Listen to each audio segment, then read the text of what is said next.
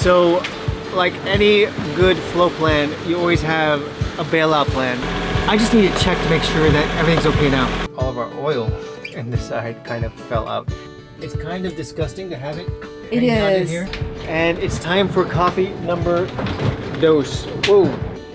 I actually like night sails, to be honest. Deciding to live on a boat full-time with the intention of exploring this amazing planet requires a sense of adventure, attention to detail, but more so the ability to be flexible. Now that we're leaving Linton Bay against prevailing winds, we are embarking on a 12 to 16-hour trip to go back to paradise. It's going to be a little bit of a rough ride today. Join us as we figure out how to make this passage as pleasant as possible, A bit of fatigue, a knot in my stomach. and how having more tech on board is not always the best thing, but it sure does help. It kind of de-romanticizes sailing a little bit. Thank you so much to our patrons whose support make these episodes possible. Unlike what the forecast claimed to say that we're going to have 18 knot winds, we're instead getting 26 knot winds, which is not exactly something that's A, safe, or B, very comfortable. And so... But we're head to wind, so that's why it's very uncomfortable. We're just slapping along. Right. We're supposed to have a beam, and we're not even close to beam. It's 100% head to wind. So, like any good flow plan, you always have a bailout plan. And our bailout plan is in Anchorage, which is about 4 miles away from here. And we're going to call it an afternoon, more like a morning of sailing. It's only 10 o'clock in the morning at this point.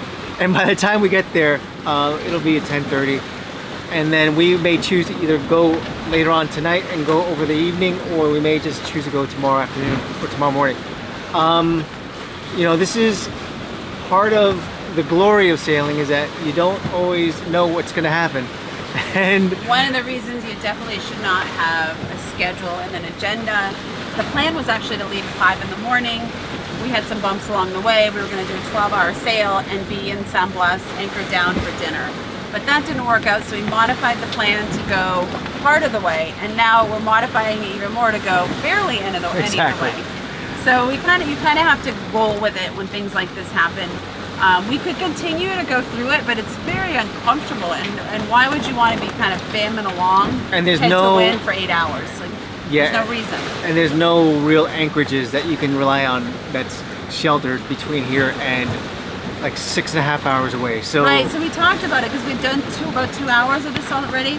And I said, you know, I could muscle through. I mean, I can muscle through the whole thing, but it's really uncomfortable. It was interesting. We were talking with some other people in the marina, and everyone has their level of discomfort they want to experience. And so we were talking with another couple, and they said they're not going for over a week to the San Blas because they want to enjoy their sail. They want to be in comfort. Over the weekend, it's supposed to be 35 knots in the San Blas, which will be protected and sheltered, but they were saying they didn't want to be in the water swimming with 35 knots. And so that really wasn't a big deal to us. But everyone, like I said, everyone weighs how much they want to be in discomfort. And we do a lot of discomfort in our life, but just kind of banging along there's no need, right? We don't need to do that, So yeah, we're stopping soon. So what's going on in here? I'm checking. We had an issue with our fuel pump, and so I'm checking to make sure that everything's been done and replaced correctly. We have a new fuel pump in here. And then we also had an issue several days ago where all of our oil in this side kind of fell out. That's a very sort of strange term to say, that just fell out, but it wasn't there. Is it leaking now? I don't think so, because the oil level is still the same. So I don't want to jump to conclusions, but Will and I usually do our own maintenance and oil change and all that kind of stuff. And when we were in Cartagena, we were busy on other things, and we thought, let's just outsource that. The guy could use the work, we could use the help. And I said to Will, when he did that, maybe he didn't put things back together, because he drains the oil, right, Will? On that? Yeah. So I think maybe it wasn't put on tight enough, or what. I haven't changed the oil in a long time, so I don't remember exactly how it goes. But it seems weird that all the oil would just leak out. So yeah, I know. Oh, is that oil right there? No, I think that's just residue from last time. Okay. Take that flashlight off me. Oh. I'm gonna spotlight, guys. Will keeps flashing the flashlight on me by accident here. Actually, I can probably use some paper towel. Some paper towel, okay. Yeah, I just want to clean up so that next time we run the engine, If I see the oil, then I know we got a problem. If you could put one of those diaper things underneath. That's one. Yeah, but I gotta wait until engine cools down. Yeah, it's our system. It's a dog diaper. Even though we don't have a dog. It works out well. The Century would never go on that. The Princess only goes in the porcelain go. Exactly.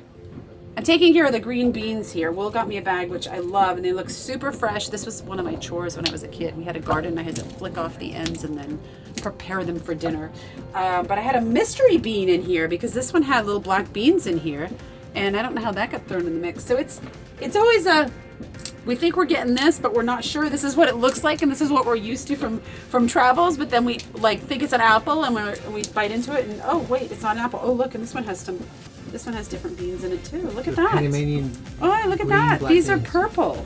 Maybe they'll turn black. I don't know. What does that look like? Oh my gosh, look at that. Or maybe that's when the green bean starts to get big and like kind of nasty, like when a cucumber gets seedy. I don't know. That's not the only thing we're revealing here today, though. What else? Look at this. We have ourselves. Don't share a fly trap. It's a bit of a fly trap right over there because, well, we've had a bit of a fly problem. So here's the thing. We've never had flies on board the boat. We did one other time in the Balearics, and Avalon was beside herself about them. Avalon, none of us like them, but Avalon and I are psycho hate them. And she was losing her mind, and my parents are coming to visit. So my dad brought this, and this is like an old school fruit roll up. This whole sticky thing goes inside here, and then you pull it out, and the flies get stuck to it. And when we had an outbreak of flies in here just a couple of weeks ago, I was losing my mind. I said, I know my dad brought me either one or two of those things. So I was in the back looking for it, and I found it like that. And look at this. It's been magical. This thing has captured so many flies. It's kind of disgusting to have it hanging out in here. But then we keep running into it. You'll hear someone go, oh no, and then their arm hit it or their hair. Especially like after we took a shower. Yeah, that's like so the worst. I think it's time for it to go. Has anyone else ever used these? They work great, by the way. I don't know if they're a typical thing. I mean, we had them growing up in the U.S. I never liked them because you would sometimes go to people's house and that thing would be so full of flies you couldn't even see the sticky strip anymore. Like the idea is to catch the flies, keep the doors shut, and get rid of that thing, not hold on to it for the 20 years, I like it. Listen, it does its job. It does its job. Right? And we don't have to feed it. Let's talk about chana masala, guys. This is a great boat meal because we don't really need anything fresh. I use canned tomatoes in it. The chickpeas, I have a ton of chickpeas on here dried, so I just put them in some water, and then I boil and simmer them, and then I throw it all in a pot. I have all the spices here. Onion, I think onion and garlic are pretty much the only fresh things, but we always have those on the boat anyway. And it's a good source of protein. Everyone loves it. We eat it for a couple days, yada, yada, yada. You can feed a big group. And it tastes so good. So good. I mean, mean, it smells better. I just started putting in, there's like 8 spices in it. I just started putting that spices and onions and simmering them, and the guys are like, what smells so good? It is 2:35 in the morning, and we're finally now getting up to take advantage of a weather window, which we hope is perfect. The waves, according to predicted wind, have calmed down. Wait for this, just one moment. There we go. And the wind has definitely died down, so we're gonna go ahead and try and be out here by 3 a.m. so that we can maybe enjoy some of the islands before the day is done. We have about an 11-hour ride, if that, maybe a little less, and we're taking off. Hopefully we don't turn around. If we turn around, we have to, but hopefully we don't. How you doing?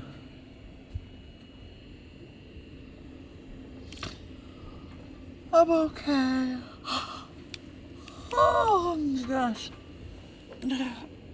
To say I'm thrilled to wake up in the middle of the night to go on a night sail, I actually like night sails, to be honest.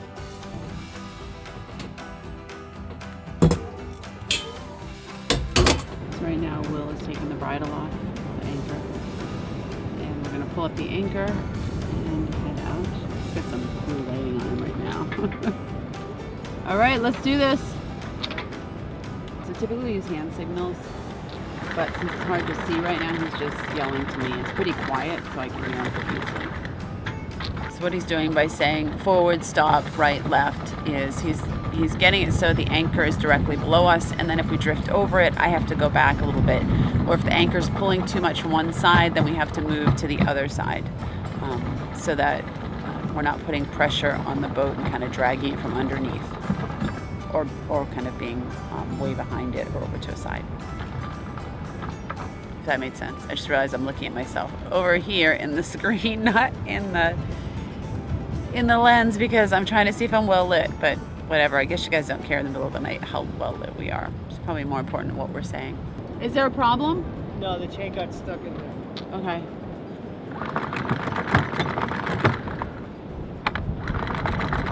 So we've got 4 meters of depth. So I'm just keeping, while he's up there taking care of finalizing things, the anchor, I'm just making sure that we're not drifting into depth that is not good for our boat.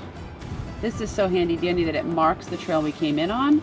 So since it's dark, we can go actually out on the same trail and not have to worry about hitting any reefs or anything crazy going on. Good morning from SB Friendship. We made it to daylight. Wasn't that long. It only took about 3.5 hours to get to daylight. But on the positive thing, the waves have been really not as bad as before. It hasn't been really great, but when you're going head to wind, is it ever great? So unless you're in the med and there's like no waves at all, and then yeah, it doesn't matter which direction you're going. But essentially, it is now 8 o'clock in the morning. We are, well, still about 5 more hours to go around there. And it's time for coffee number dos. Whoa, look at that. I think if there's anything that's happening at this point is that Jessica is not feeling that seasick, which is really just a positive thing. Which makes me think about sort of last night and the way that things go, because essentially, well, I make my coffee here. Last night, you couldn't see the waves coming or going. All you can feel is the motion of the boat. And I don't think the waves were actually much different than they are now. It feels worse now because you can actually see the waves. They're not that big, but they're kind of big. But the boat isn't necessarily moving in an awkward fashion. It's just you see the waves coming, and sometimes you think, oh my gosh, just like that, something's bad happening. I like the whole idea of sailing at night, because at the end of the day, when you're sailing at night, you just sort of feel the boat and you go by the rhythm of things that are happening, instead of just like reacting to cues that don't exist. So, you know, a few more hours and they'll be all right. Largo just woke up. Good morning. Morning, Largo. And that's it. So I think moral of the story so far is that it's been a good sail, and Jessica's not feeling poorly, which is sort of... Yes, we were on our way, and this was a substantial improvement from yesterday. It was even better to get in some work during the passage. This is the glory part about Starlink, is that now we have access to the planet, essentially, while we're underway, and Largo can do school and we can do work while we're underway. It kind of de-romanticizes sailing a little bit, but boy does it open up opportunities. In the meantime, I have to check out here. I keep checking myself in this screen as opposed to here. I'm so sorry about that. I normally don't do that too often. However, hear that? That's the wonderful sound of the engine. Looking at the engine to make sure that everything was picked up underneath. There was a little bit of an oil leak. I just need to check to make sure that everything's okay now. 1 second. We normally do just a visual from above to check on the engine, but with a potential oil leak, we also maneuver the GoPro in the small spaces so that we can get a better idea of what's going on while underway. Woo! Wow. That soundproofing really does make a difference, especially when you're sleeping right underneath an engine. Anyway, speaking about Starlink, that's the other downside of having an engine underneath the bed, is that you constantly have to have the mattress off if you want to keep doing engine checks. And we had that one out just because we knew that we had an issue earlier before, but luckily for us, we're solid on that respect. So, we are almost there. Are we almost there? I don't know, I fell asleep for a bit. No, I'm just kidding. What time is it? We're about an hour away from being there. So what do you think about Starlink and our ability now to have contact where there previously was no cell towers? It's twofold. First, I think it's awesome because it gives us the ability to be in a place like the San Blas for 3 weeks and still be able to work. Whereas, 2 months ago, whatever, we didn't have San Blas, we didn't have Starlink. We would have had to proceed on to a marina or an anchorage near a marina where we could get cell phone coverage. And Log was able to do his school. Actually, right now, he's in French class behind Will. So I love it for that aspect. And I don't even want to say a negative because I do love it, and we're able to do this because of that. And this is going to get us more off the grid into more remote areas, which is what we're truly desiring. However, you lose a part of the experience always having Wi-Fi, if that makes sense. Like, it's not, and I'll lose that part of the experience, like, a chill or quiet passage if someone needs to work. I'll lose it because otherwise we can't do this if we can't work. But right, there would be no experience if there was no Wi-Fi. Right. So I'm kind of like pulled back and forth here. It kind of makes me sad. But also I like that we're able to get work done. Clearly I don't get any work done on a passage because I get too seasick. I can barely look at my phone to pause my audiobook. But for other people it really works out, and then it makes everything less stressful because before we would be in an area without Wi-Fi, and then we'd be super stressed when we got to Wi-Fi because we were behind on things. We had to meet with clients and a vlog needed to go up. So it does reduce the stress, but it takes away a piece of the magic. And I'll give away that piece of the magic because we get to still be out here. Listen, the only way things can be more perfect, perfection is a sliding scale, is if we're independently wealthy. But we're not. So we do what we have to do to make this happen. And with that, we're almost there. We're about, yeah. Thank you so much for watching this episode and for following our family as we explore the world. If you are not yet subscribed, we would greatly appreciate it if you could hit the button down below. Plus another shout out to our incredible patrons who, without their support, these episodes would not be possible. Join us on Patreon for monthly live chats and exclusive content. You see any dolphins? What's up? What's up, Century? What's up? Are you ready for a sail? I hope the next shot you see of me is not like this. I want to sell the boat. I hate my life. I don't like Elon. Just a few more miles. I don't like supporting him. We don't like that, but we do appreciate the technology. I do. I just wish someone with a better heart would have created it.